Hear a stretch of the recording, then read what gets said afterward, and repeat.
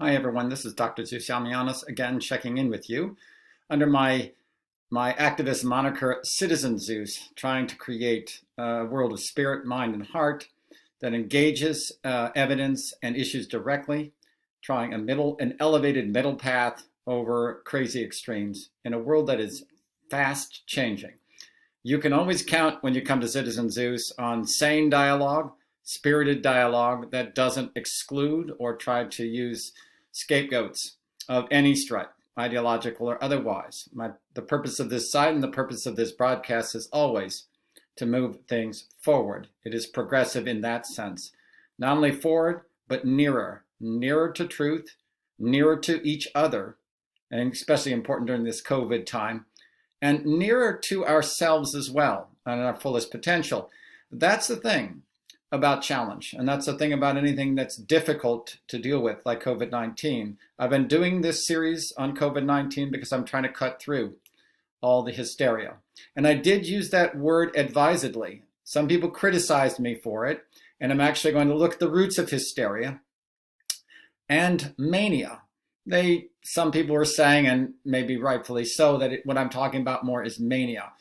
But when you have manias, plural, from all quarters of society, a certain kind of derangement or craziness, based in fear, based in trying to cope, based with change that we're not familiar with, put together, you have a kind of mass mania, which I would call hysteria.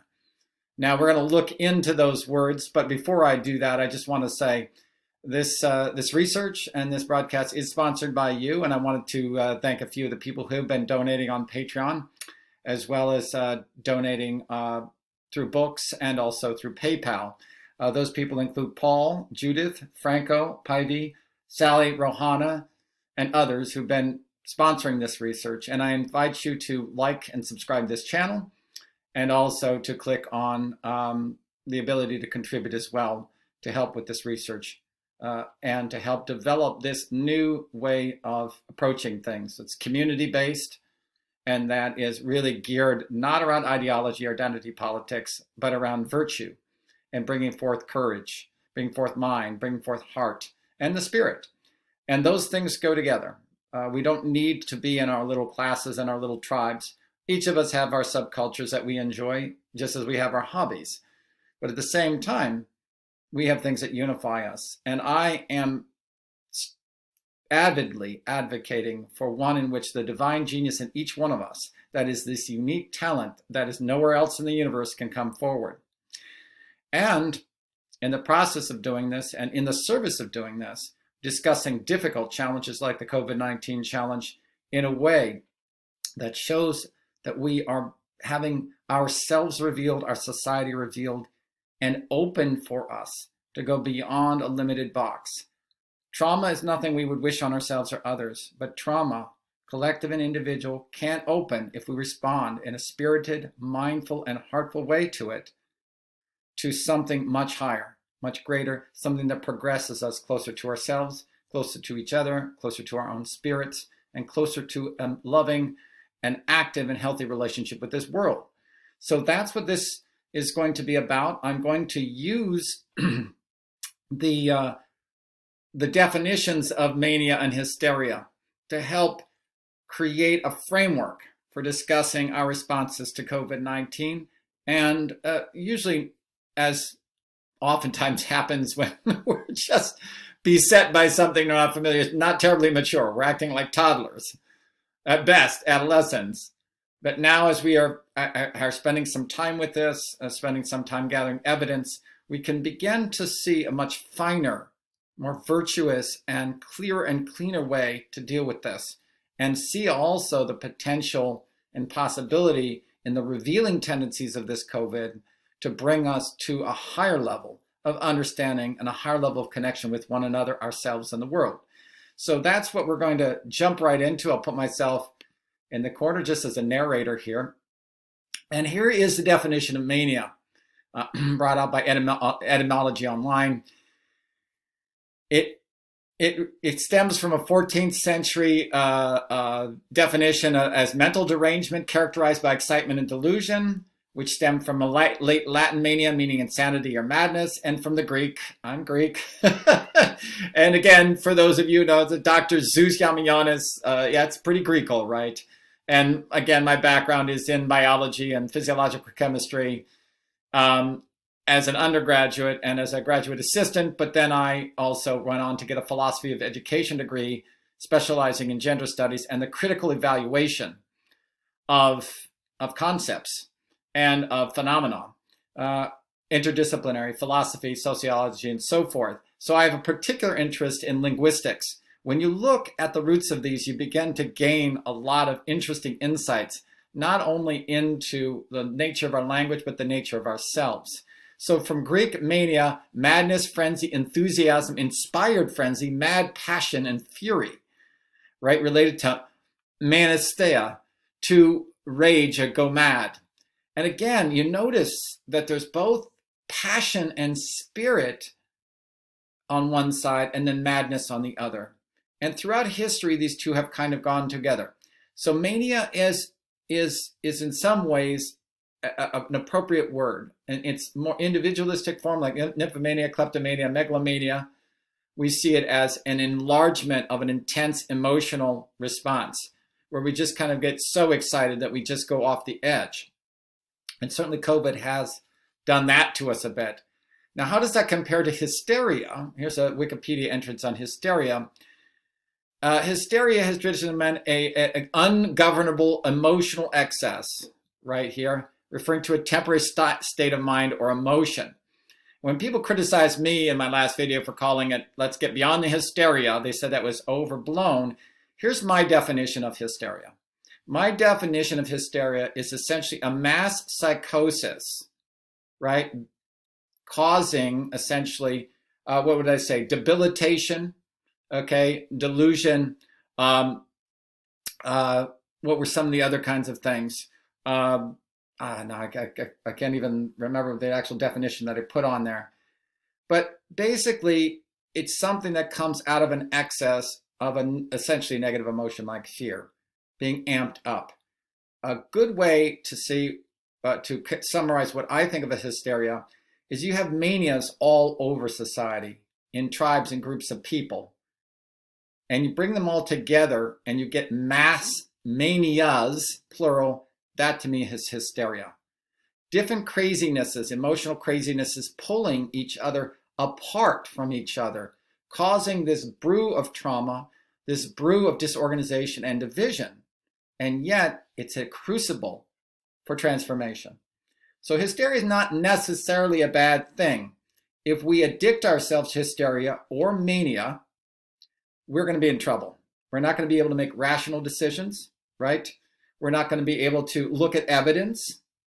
And we are going to create some kind of derangement. But if we look clearly at what's happening around us, without blame, but with true curiosity and ability to pierce, we can see hysteria and mania, just like the COVID-19 virus itself, as a revealer and a mover of evolution and a mover of transformation. That's the positive framework that I go with. It's not a naive positive framework. I talk about all the craziness. There's mania. There's anti-Trump derangement. There's pro-Trump derangement. There's Democratic Party, Republican Party, both failing. The working class and people on the street while piling money on corporations. We have scientists, Fauci, going against masks and then going for masks. And Fauci himself green-lighting gain-of-function research that produced these kinds of viruses, the research that gave rise to the viruses like COVID-19.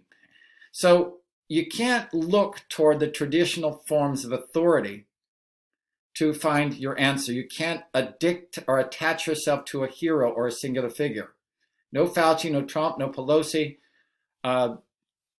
nothing at this point except each other, accept evidence, accept heart, accept the ability to see this evidence come together to form a picture. And that's what I'm going to help you with. To help you understand how this evidence is coming together to form a picture. It doesn't matter what your religious background is, conservative, liberal, progressive, political background, ethnicity, and so forth. This is taught through the perspective of bringing things together rather than manias which split them apart. So that is the emphasis here. And again, I've taught a class called Motivation and Emotion for 7 semesters. Once I moved out of state, they wouldn't let me continue to teach the class, even though it was an online class. And you can see it in my AskDrZeus.com quick course if you're interested in it.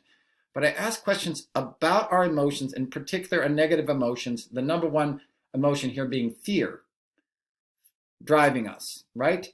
And I take a curious learn into approach rather than an avoidance management control approach. Because when you have the empowerment to learn into your own biases, into your own fears, you are automatically empowered. It opens you up to listen to yourself, to listen to evidence, and to listen to others. And at the same time say, no, I don't agree with that, and also establish certain kinds of boundaries and certain kinds of definition as well. Doesn't mean that you're just simply just open to everything, meaning that everything governs you. You're able to make not only rational, but spirited and heartful decisions in engagement with others. So mania, we've got different manias from all quarters of society right now, and added together, they become kind of a megamania or a hysteria. That's how I define it. And interestingly enough, I just wanted to make a little joke here. The etymology of hysteria is womb, right? Uterus, actually, okay? And both in the Freudian sense and in the ancient Greek sense, and even in the ancient, before that, Egyptian sense, the notion of hysteria was the notion that the womb had kind of gone off center. It was sometimes meant to be physical, okay? But it also could be considered to be metaphysical. The womb, of course, as we know, or the uterus, is the birth of life. And if you look at Qi and you look at ancient traditions and prana, literally when your center of life, your spirit, your life-generating spark is off-center, it can sometimes literally be off-center in your body. That's oftentimes what happens with this COVID thing. It tends to affect the people whose life force is most removed.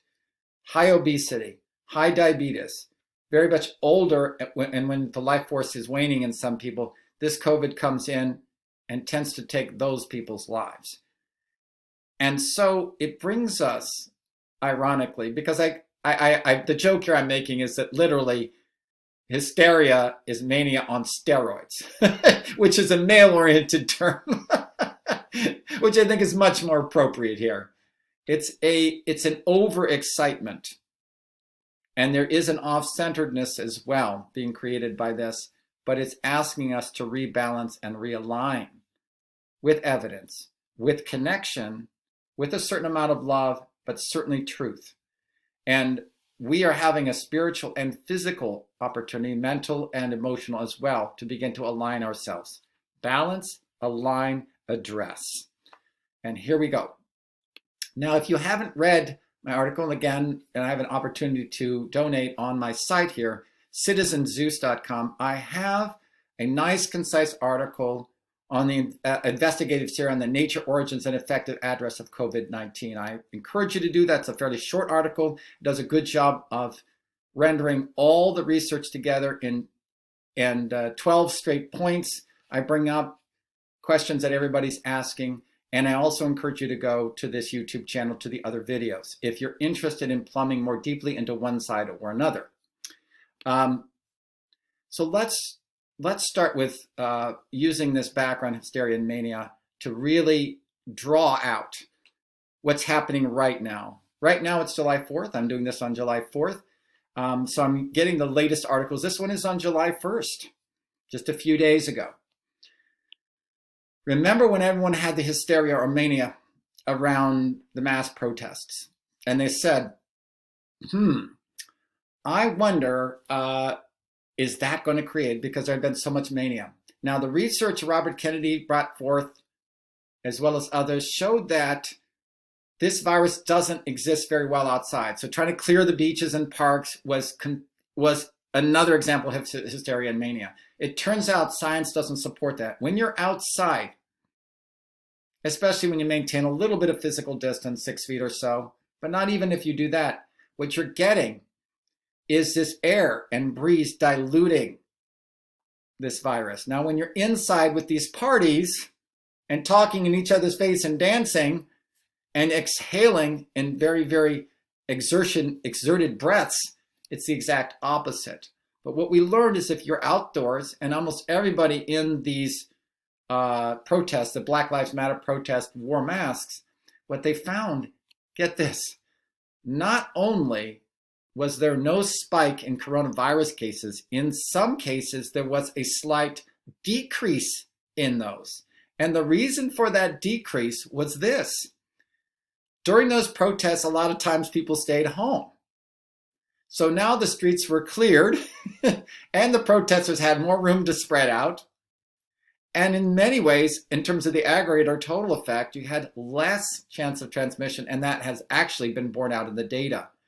You have to understand how many and how packed these were, okay? Most people were masked, okay? And here are the key facts from this article.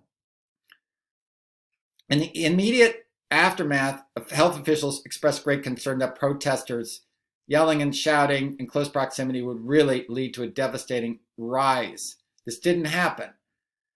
Not only did they find no evidence that these urban protests reignited COVID, now you have to understand there were about 300 major ones around the country, and a lot of them were continual. In other words, it wasn't just one day or one night, it was week after week, people showing up and doing the same thing. Using cell phone data, cities which had protests saw an increase in social distancing behavior for the overall population. I just talked about that. And modest evidence of a longer-term case growth decline rather than increase. And I also think in terms of moral, it really taught us another lesson. You can't let fear run your life when you are engaged with a moral issue that you're committed to. Life is not simply just about avoiding risk. It's also about approaching virtue and approaching justice. And when given that choice, I will, of course, use the evidence to lower my risk as much as I can, but I will not use it as an excuse to avoid justice or doing what I think is right, truthful, or loving. And that's what I think has been learned from this thing. The study used newly collected data from 315 of the largest U.S. cities, a very large sample size. And protests took place in 281 of those cities.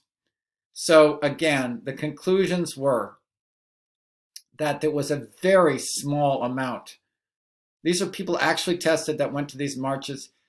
And 1.7% of the tests came back positive, below the statewide average of 3.6%. That's incredible. That's less than half. This gets me to thinking about something else that I think is under-discussed. The importance of staying outside. Not only is there a very small chance of the virus being transmitted, and people are warranted to have, especially physically distanced outside engagement, eating, and so forth, but the ultraviolet light from the outside not only probably helps from the sun, helps to diminish the vigor, if not entirely kill, but diminish the vigor of this virus, but it creates vitamin D in your body, which is, as you have seen in my other videos, an extraordinarily important. Literally half of the deaths of COVID-19 probably could have been avoided. In a scientific study, this was confirmed if people had had sufficient levels of vitamin D, because vitamin D regulates your blood supply, the inflammation, anti and pro-inflammatory aspects of your blood and your immune system. And most of the people, and many of the people that died from this, a good many of them, died because of unusual clotting associated with COVID-19 and because their system got so out of whack, it inflamed their organs and shut them down. And if we had had vitamin D created by the sun, you can also take it internally, that would have had a tremendous effect. And I think there's one other point. When you are not driven by fear, but you're driven by justice or love, it has an amazingly intense emotional cleansing of your body. And it brings your spirit forth, because that spirit is no longer just contracted and worried about the self, but engaged, connected, and advocating for others and for a more just and more progressive situation in our country and in our world. I don't think the spiritual component of this can be underestimated. When you are advocating not just for yourself, and you're not hiding, and you're not simply trying to survive, but you are trying to go out and to help create the next world, you will be supported by life force. You will be supported by a spiritual, and I would even say scientific basis. The hormones, the endorphins, the good feeling, the health that you experience in that endeavor and being powered by that kind of motivation displaces the fear and creates a huge benefit from a body, an individual body trying to fight off a disease. Because you're now displacing fear, which debilitates the body's immune response, it debilitates your being's ability to handle challenge and adversity, and does the exact opposite. It actually enhances the love, enhances your ability and your health and your positivity and your optimism, flooding your body with the kind of chemicals that are going to allow you to overcome challenge so much better. So that's a little editorializing there, but that's my personal opinion on that.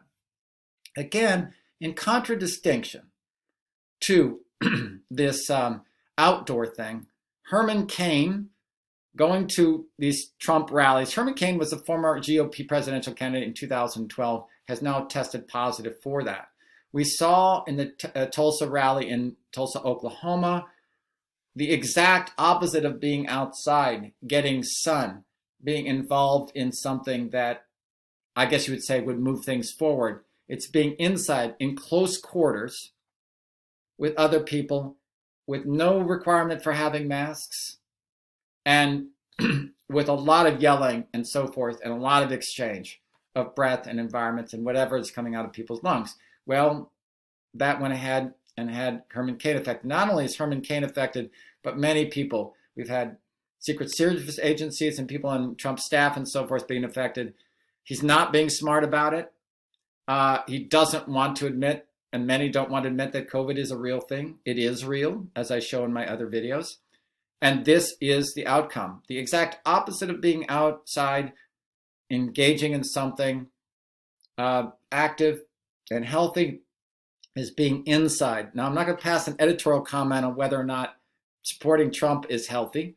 I'll let you guys decide that for yourself. But certainly being inside, in close quarters, yelling and so forth, is the number one way to get this virus. I just threw this because I think this young woman is a hero. She's a scientist who was fired for refusing to manipulate COVID data. She is even in some ways better than a whistleblower. She spent months of her own time writing every code of this program to keep people completely up to date and informed on where COVID is happening, how it's happening, what kind of deaths, and so forth. How was she rewarded for doing this almost all on her own time? She was fired for it.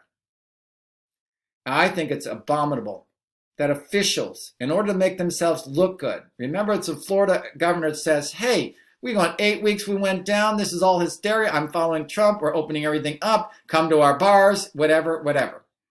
Well, it's backfiring now. Both Florida and Texas have skyrocketing rates of COVID-19. Now, as I will show, the death rates are still declining or like evening out because it's getting to younger populations, if you look at my other videos, that don't experience nearly the same kinds of effects, okay?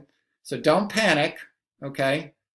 But still recognize that this young woman is a hero and that information, good information that is not determined by politics is exactly what we need. So let's go ahead and move on to them. So again, this young woman's name is, what is her name here? Rebecca Jones. Rebecca Jones, we salute you. This woman looks like she's freaking 17 or something like that. She's a computer genius, and she's a highly ethical character. And she did this on her own time because she was compelled by this. Get this. She literally took a couple days off because her parents' home or town was devastated by a tornado. And she apologized for it. You know, when I see people this courageous and this willing to put themselves out there for others, and this willing to do on their own time and dime to help others, I'm inspired. So thank you, Rebecca Jones. I encourage people to look her up and give her kudos wherever you can. We go to the next one here. Okay, talk about hysteria. Lately, there's been this thing, again, this is just a couple of days ago, about COVID parties, especially in Florida, I guess this one in Alabama, saying that people were almost encouraging people to get together, young people in particular, to just get the virus and get it over with. Mostly it was sheriffs and city officials talking about this in terms of gossip. And it got picked up by AP, CNN, the New York Post, I think, and other major news outlets. And of course, this is clickbait as well. And they weren't snookered. They do this because they like the hysteria. They like the mania. Mania and hysteria gets people addicted to their news. But was it true? The answer is no. COVID parties are not a thing. No, Alabama frat boys aren't doing snot shots and betting on who gets sick first. Why does the media keep suggesting otherwise? Okay? And it goes through debunking all these media accounts of this. It's just essentially gossip, okay? And the point is this, and the point was made, and that is you can have essentially what amounts to a COVID party if you mass a bunch of young people or other people together, face-to-face, drinking heavily, loud music, talking inches away from each other's ears and faces, obviously, in order to hear each other, just like you would in a noisy bar. That is about as good a way to transfer this virus as you might as well call it a COVID party. But did they do it with that intention? The answer is no. It's again science. Indoors, close contact, a lot of breathing, a lot of activities really, really getting that COVID and those water droplets out into someone else's system. That's what creates a situation, not some frat boys and other people trying to do it. Again, hysteria, mania. Not truth. The truth is there are no COVID parties. The truth is that even if there aren't COVID parties, you get together and you're talking right in each other's face and you're doing some heavy dancing and loud music and drinking. That's a great way to get it. Now, given that, is it as deadly as we have thought initially? The answer is no. You can look at my other videos and I will review again the actual death rates as well as the caseload, because there's another mania and hysteria coming up. Now, it's to do with the leaping cases in the United States, and there are leaping cases in the United States, and it's not just because of more testing, people. It's not just because of more testing. There are more cases per test. The amount of cases are going up per test. So the higher rate of infection, not just the higher amount of infection, okay? So even if there were fewer testing, we still have a higher rate. So yes, in the United States, we never really got over the first wave, and we're taking off. But I will give you a note of caution here. And this is, I won't even bring my face back up here. Here's the note of caution. And it's a big one. We're going to talk about Sweden here, okay, in just a little while. We're going to talk about actual death rates, okay? But I want to make one very, very clear point, looking you right in the face. And that is this. Seriously mainstream virologists like Dr. Osterholm, which I had in my other video, are saying we're going to need to approach herd immunity. Sweden has gone with that. Ever since day one, I've said the same thing. We aren't going to have a vaccine in a soon enough time. The only thing we have to do is manage our personal health, our collective health, use the evidence to give us the most healthy, adjusted chance, look at who's getting affected and why, and keep it below the capacity of hospitals to handle. The combination of that will allow us to get through this the natural way. We'll get herd immunity. Now, Osterholm said he believed that 800,000 to 2 million people in the United States alone would die from COVID or COVID complications. Remember, COVID is often the thing that pushes people that already have a lot of other problems over the brink. COVID overwhelmingly affects older populations, usually 85 and above, certainly 75 and above, and people with underlying health conditions, and usually the two of them together. Diabetes, serious obesity. I'm not just a little overweight, but serious obesity, and a person who is vitamin D deficient. And we talk a lot about those other kinds of things. They've also found, when I speculated that this was mostly a blood immune disease because of the clotting and because of the cytokine storm and the inflammation effect of this drug causing most of the underlying deaths, I was affirmed by a study that showed that these steroids that are used against autoimmune diseases to clamp down or to restrict inflammation are actually helpful in reducing the death rate from COVID-19. So COVID-19 hardly affects children at all. Children, 22% of the population in the US, it affects only 1.7% of those children, okay? And when children do get it, almost none of them die, literally less than a flu. That is the grace of this situation, of the COVID-19. Again, COVID-19 is a great revealer. It's revealing our underlying health. It's revealing our underlying vitality, and it really seems to be tied to our life force. But here's the important point I'm trying to make. The countries that have been successful at making that first wave come back down, okay, through suppression, South Korea being the most notable, but European countries are doing better too, and US, because we're not doing any testing or tracking, nor are we even really engaging very stringently in personal protective equipment or even have any kind of rhyme or reason to the way we use masks, we're beginning to take off again. But if herd immunity is the only way through, and the United States is a big test case in this, and Sweden to a certain extent is as well, then those other ones will probably get it again in a second wave. And we will still have to pay the piper. Repression, I do not believe, is going to quell this virus. It'll keep it out for a time. We thought maybe some people, Trump himself, suggesting that the sun and the heat is going to go ahead and essentially get rid of this, just like in a flu season. Get rid of the virus during the summer, and maybe it comes back during the fall.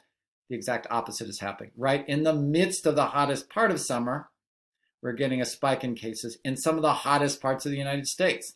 So that hypothesis turns out to be exactly false.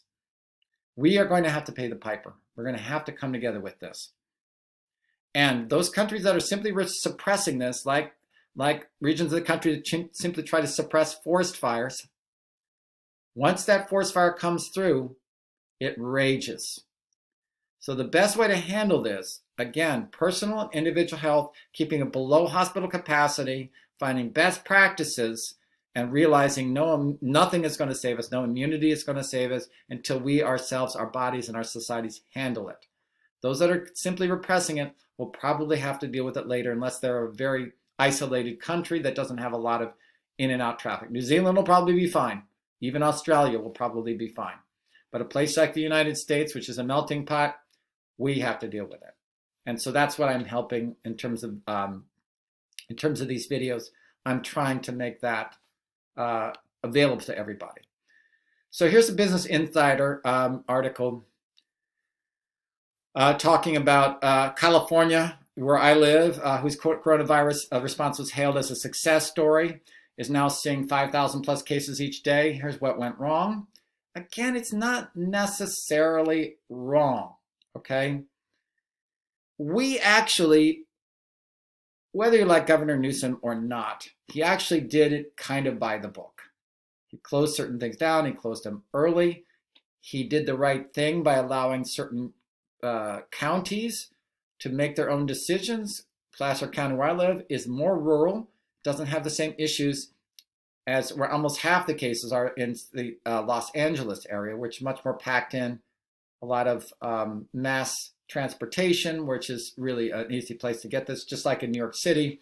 Many people pass it around on the subways and so forth. I don't believe necessarily things reopen too soon. And I've said in my other videos, there's a lot of things we could have done, okay? And now Newsom has a stay-at-home orders or is starting to order closing downs of certain places, certain hotspots in California, which is not irrational, okay? But here's an interesting chart. The new daily cases in California never really went down. If we look at this, it's really spiked at the end here, okay? We did a good job in this first area, as well you would expect when everything is closed down, but, okay, cases continue to go up. California was lucky in one way. There is some evidence that we actually got a first wave of this virus that was not diagnosed in late December and early January. I personally had friends, close friends, one of whom had it for 6 weeks, the exact same symptoms that could not nearly be described as a flu. Another person said it's the worst quote unquote flu he's ever had, exact same symptoms. And especially when you get these unique signifiers like losing your sense of smell, which you don't have in a normal one, that's a COVID-oriented one, then you know.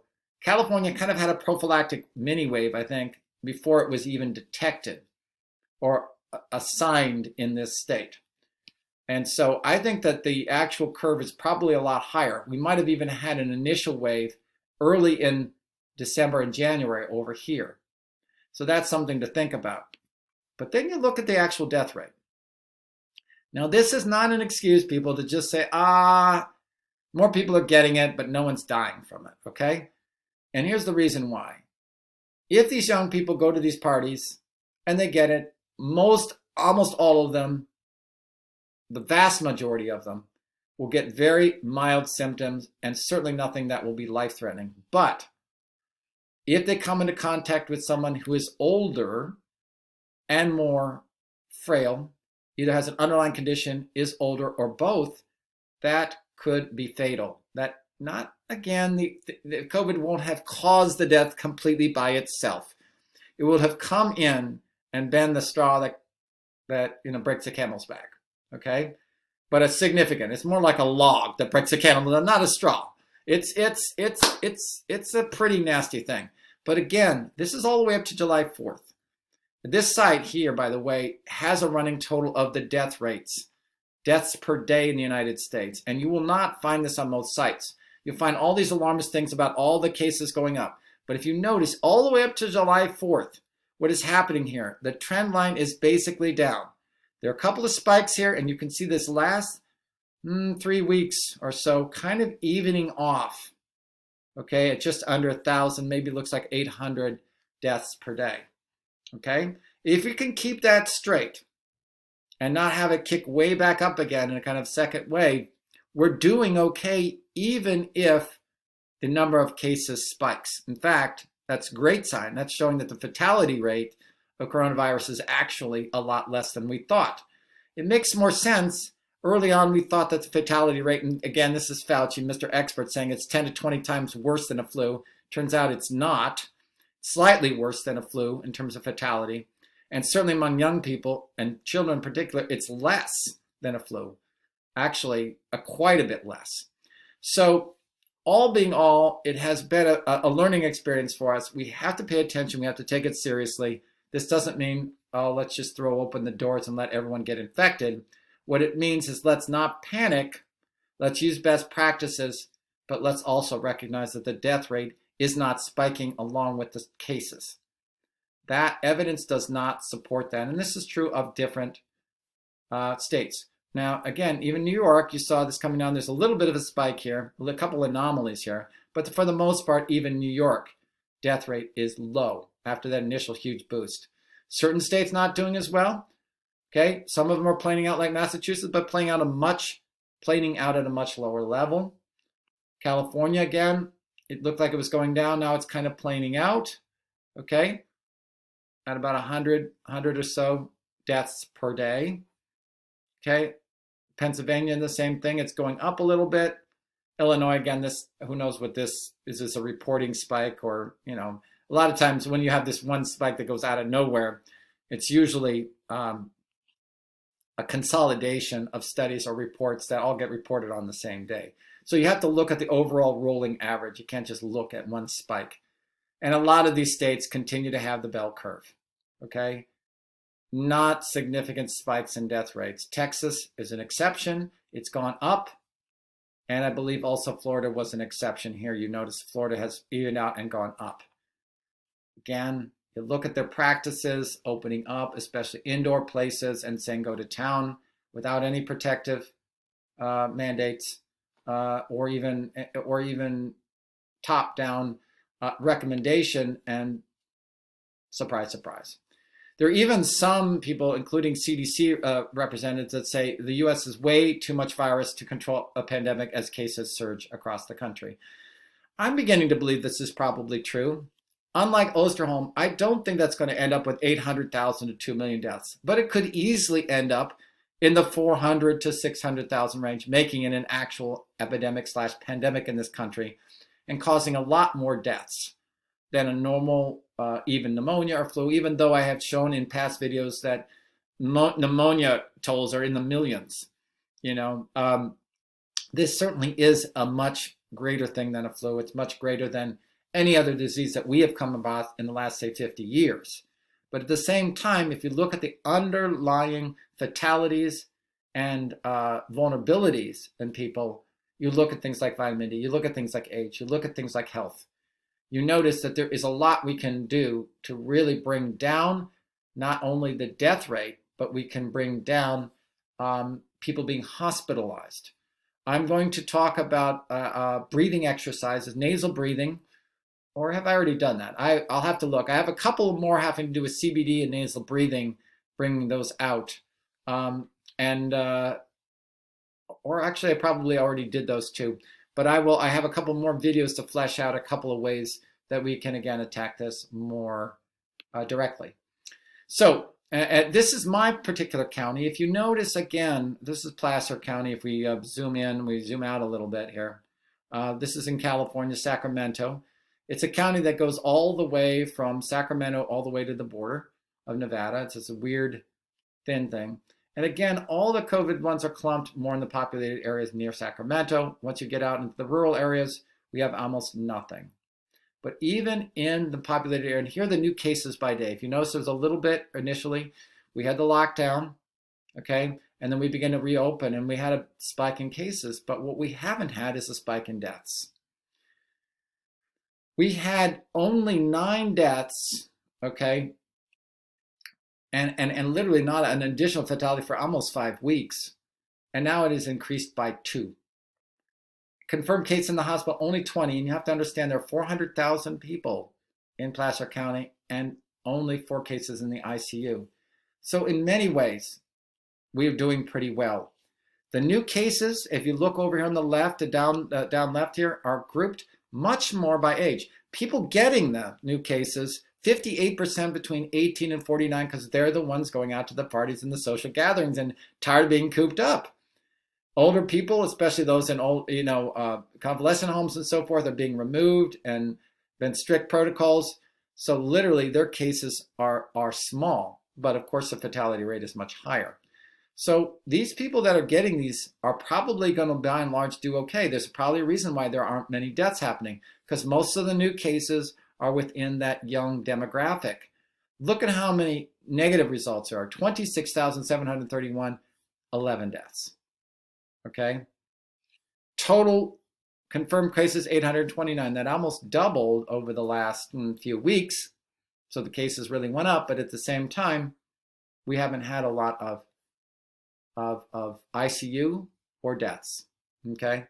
So that is, again, not a license to go out there and say none of this matters, no masks, no anything. But it is a way to talk about not panicking. Again, this is 8 a.m. today, July 4th. So here's something I want to talk about, and you conspiracy buffs may be a little bit into this one. I looked at Sweden. Now, Sweden had the idea that they were going to develop herd immunity, and they went contrary to the other shutdowns in the country. They took best practices, masks, social distancing. They didn't have colleges get together, but they knew that with kids, they weren't getting infected, so they continued to have schools operate. I think there was still social distancing in the schools. So they did the Pareto principle. They did 20% of the effort to get 80% of the benefit without shutting down their entire economy. And guess what? Their actual cases have gone up.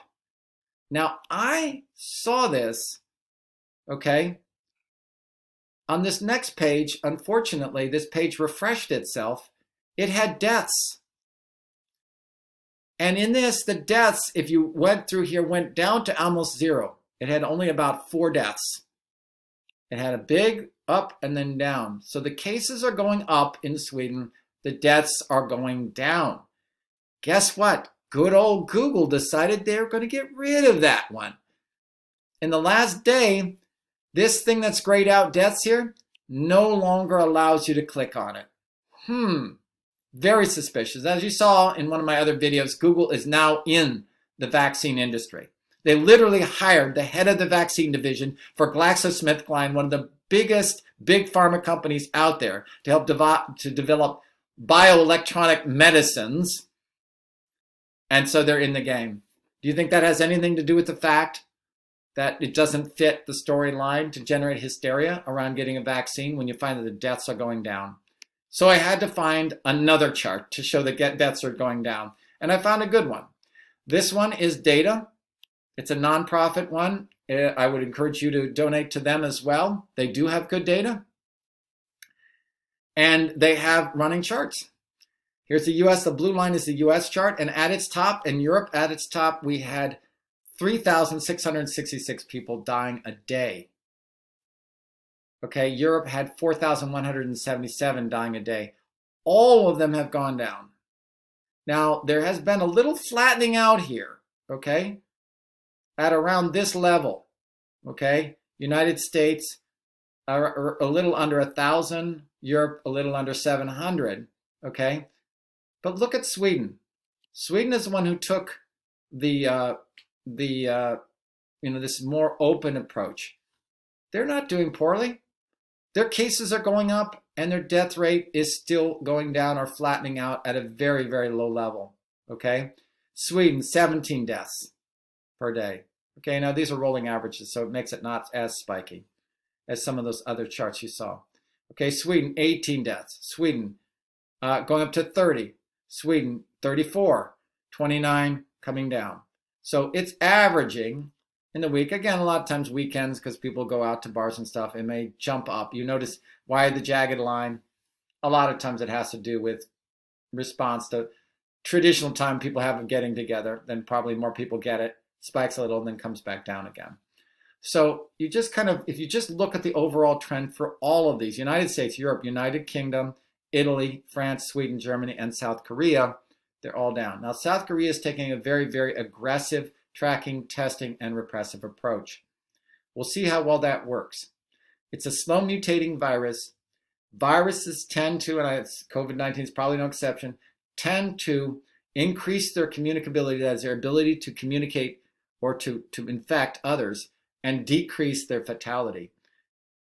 If you're a smart virus, that's exactly what you're going to do. You're going to get into more bodies and kill fewer of them so that you can stay alive and propagate. So in general, if we can wait this out, use best practices, even as we're developing a vaccine, which I don't think will come in time to really stem the flow, we'll do as best as we can. Will it be normal, more than a normal flu? It's already seeing that it is more than a normal flu. Is it more than, say, pneumonia and other things? Not quite. We had 40,000 deaths created by prescription drug addiction and overdose and opioids. We don't even give that half a thought. When it can benefit big pharma to generate the hysteria and generate the money, billions and even trillions of dollars, then things are fine. When it comes to blaming big pharma for creating these deaths, there's almost no press about it at all, and certainly no policy action on it.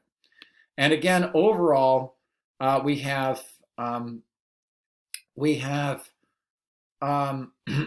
plus million cases worldwide, 530,000 deceased worldwide. That's up from 400,000 just since my last video. So there is a leap up, and not necessarily in terms of percentage. Okay, new countries are getting infected. Now we have Brazil, Russia, and India as being the top people here. All run basically by an authoritarian system from the top down, and none of them are doing well. United States, top-down authoritarian approach. Brazil, top-down authoritarian approach. Russia, top-down authoritarian approach. India, a top-down authoritarian approach, is not the way to generate health. You can repress the audience, the population for so long, but the best way to work it is to develop best practices from the bottom up, using communities and localities developing best practices, becoming educated, and learning to support having personal protective equipment and learning the best practices in their hospitals and the things dealing with the cases themselves. You cannot do that from the top down. You cannot control and manage all these tens of thousands of municipalities, whether they be police forces or hospitals. You have to support their ability to do it themselves. And that's why places that are run by women on more democratic countries like New Zealand are doing very well, or Finland. And these run by guys. I'm not saying that it is just guys, but it's authoritarian men from the top down who are more interested in their own status than they are in the health of their people, are doing poorly. So that's what we have some conclusion in terms of that. Are drugs going to save us? No. But does that stop us from buying up the entire stock of a COVID-19 drug, remdesivir, from Gilead Sciences? No. Trump ordered that and has bought up the last 500,000 doses at about the cost of about $550 per dose. Ramp that up. It's not it's not the trillions we've been spending so far, but it's a lot of money. And other people are appalled by it because they're like, none of the other countries can get a hold of it. I don't think this is, it didn't serve to be very good against the Ebola virus for which it was developed. And I don't think it's going to be very effective here. The most effective things are going to be the things that actually support our own health. That's my personal opinion. It's not medical advice. And here's the relevant statement. The drug which was trialed in the Ebola epidemic but failed to work as expected is under patent, which means no other company in wealthy countries can make it. The cost is about $3,200 per treatment of 6 doses, which makes it about $550 per dose. Times that by 500,000, you've got yourself a couple of $1 billion. I think it's going to be a wasted couple $1 billion, but we'll see about that. And again, did this huge buy-up actually increase Gilead's price? No. Trump seems to have a gift with being able to touch companies and make them go the reverse direction. No, actually, it's planed out, and it's actually down from its highs before this big buyout. So there's a lot of skepticism, at least in the market, about whether this is going to work. And finally, I just wanted to do an editorial real quick at the very end here. I see this as a parable for our time. This man, Elijah McClane, one of the sweetest, he's a vegetarian. He literally played violins for cats, homeless cats. And as a spirit, he's barely connected to this world, you can tell, okay? Literally the most passive, the most sweetest, the gentlest guy, and in many ways almost like a Jesus figure, without the turning over the money tables. And if this guy walking home can be killed, then we all need to take a look at ourselves and our society. Not only was he killed, but a violin vigil of people just peacefully playing violins was raided by cops again. It's almost as if people standing up for themselves and calling out the military-industrial complex, calling out the militarization of police, the authoritarian mentalities and trends in governments, are being a threat to the existing order. And I think that's the reason why they are being strong-armed. We are now a threat to the existing militaristic order. When we have our health and increase and engage each other's health, when we start going toward justice and creating a more grassroots community-oriented approach, both to COVID, but also to social justice in general, we will be a threat, a good change and transformative effect to the existing social order. And we need to be steadfast in that. What were the last words? Now, again, these are not apocryphal. Snopes has verified that these last words were his, okay? And I want these words to be somewhat buried in your mind. These are essentially right from the transcript of the cop camera, okay, the body camera. I can't breathe. I have my ID right here. My name is Elijah McClane. That's my house. I was just going home. I'm an introvert. I'm just different. That's all. I'm so sorry. I have no gun. I don't do that stuff. I don't do any fighting. Why are you attacking me? I don't even kill flies. I don't eat meat, but I don't judge people. I don't judge people who do eat meat. Forgive me. All I was trying to do was become better. I will do it. I will do anything. Sacrifice my identity. I'll do it. You are all phenomenal. You are all beautiful, and I love you. Try to forgive me. I'm a mood Gemini. I'm sorry. I'm so sorry. Ow, that really hurt. You are all very strong. Teamwork makes the dream work. Crying. Oh, I'm sorry. I wasn't trying to do that. I just can't breathe correctly. This was after they said that he was trying to get away. He was literally vomiting and just trying to roll over so he could breathe. And he proceeds to vomit from the pressure to his neck and chest by these cops. If we can't look at this man's face, in the midst of this COVID-19 virus, pulling down all our vanities and distractions, where we're not watching sports, where now we can see very clearly the nature of our society, then we don't deserve to be a member of our society. We need to have this person's image and this person's word affect our hearts, and to allow that to motivate us to get off our butts, to increase our health, not only our personal and social health, physically against the virus, but morally, ethically, and spiritually. So again, that's my closing statement. If you want, again, I encourage you to go to my website. I have the URL there on the top. You can copy that down. I also have it in my in the text under the description of this video. So you can click on any one of these. But again, look into the COVID thing. Look into the various questions. I have them answered here. Don't panic. See this as a time to forward and progress toward each other instead of away from each other, to go past division and toward connection, and toward a healthy and loving and effective address of the challenges in our world. So again, I appreciate you taking the time to look at this video, to educate yourselves, and please educate others. If you like, please do subscribe to this channel, pass it to others, put a like, the thumbs up on this, that helps it circulate, and also take the time even on my YouTube channel or on my main page of Citizen Zeus to donate if you want to see more videos like this.